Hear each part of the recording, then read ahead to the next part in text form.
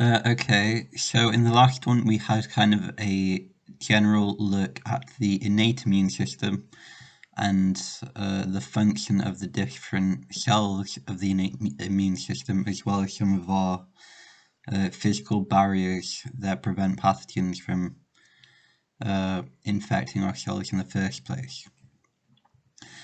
Instead of going straight onto the adaptive immune system, in this video we're going to talk about these things called pathogen-associated molecular patterns, shortened to PAMPs, which sound a bit complicated, but I promise you they're pretty easy to understand. It's quite intuitive once you've been through it.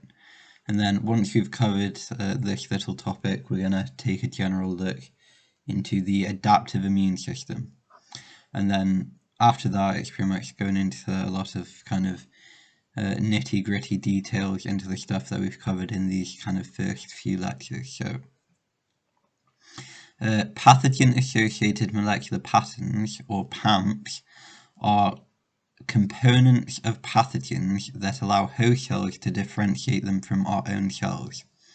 So they're kind of molecules or chemicals that are present in pathogens, so like infectious bacteria or viruses, that we don't have in our own body cells. So they're foreign molecules, which we call antigens, because they stimulate antibody production in B cells because they're considered foreign.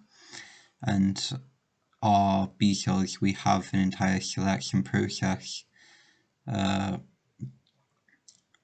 in T cells, we have an entire selection process in the thymus, which prevents production of T cells that are self-reactive, and then these T cells go on to activate B cells and differentiate them into plasma cells and memory B cells. But all you need to know is that these pathogen-associated molecular patterns are pretty much just foreign antigens that we find in the body. That they can be proteins, they can be lipopolysaccharides, they can be lipids, or they can be distinct nucleic acid genomes coming from whatever is infecting us. The body recognizes that it's a foreign molecule, so we're not producing it, so it's coming from some kind of pathogen.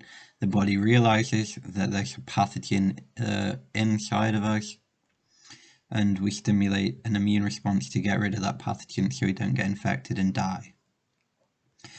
These pathogen-associated molecular patterns, I'm just going to shortly call them foreign antigens from now on, they can be recognized by these structures called pathogen recognition receptors, or PRR, that are on immune cells, and then it can stimulate these immune cells to either undergo phagocytosis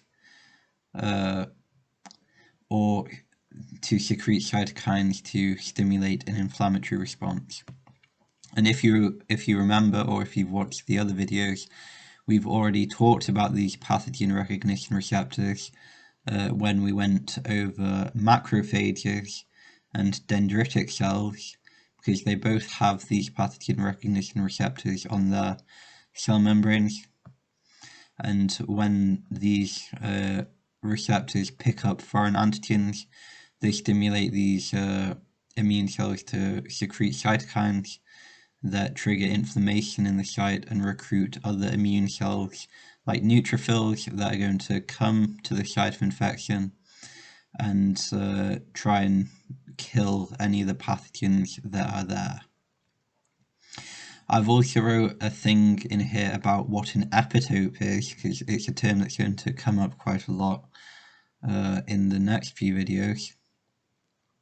An epitope is basically just the specific site on an antigen, so one of these foreign proteins or lipopolysaccharides or lipids or whatever. So the site on one of these antigens that is complementary to the variable region of an antibody. So if we look to this antibody I put here on the bottom right, it's labeled in a green circle, the variable region at the tip of this kind of Y structure. This variable region differs from antibody to antibody, so pretty much every T cell, every B cell has a different shaped variable region, which is what allows them to have different specificities to different antigens, and allows us to actually develop resistance to new antigens. If this variable region recognizes, well, the region of the antigen that gets that sticks to this variable region, that's just called the epitope. So if you think about high school biology, you think about enzymes. You think about how an enzyme, the substrate that an enzyme breaks down, is only recognized by the specific site on the enzyme called the active site. Only the active site is complementary to that substrate. It's the exact same thing here, except the variable region is it has the role of the active site of the enzyme, and the antigen would have the role of the substrate. It's the same basic idea. So these pathogen recognition receptors, they're typically called toll-like receptors, which are shown on the image on the bottom right. Toll-like receptors, they're just kinds of pathogen recognition receptors. They pick up the foreign antigens, they trigger whatever response they're going to trigger.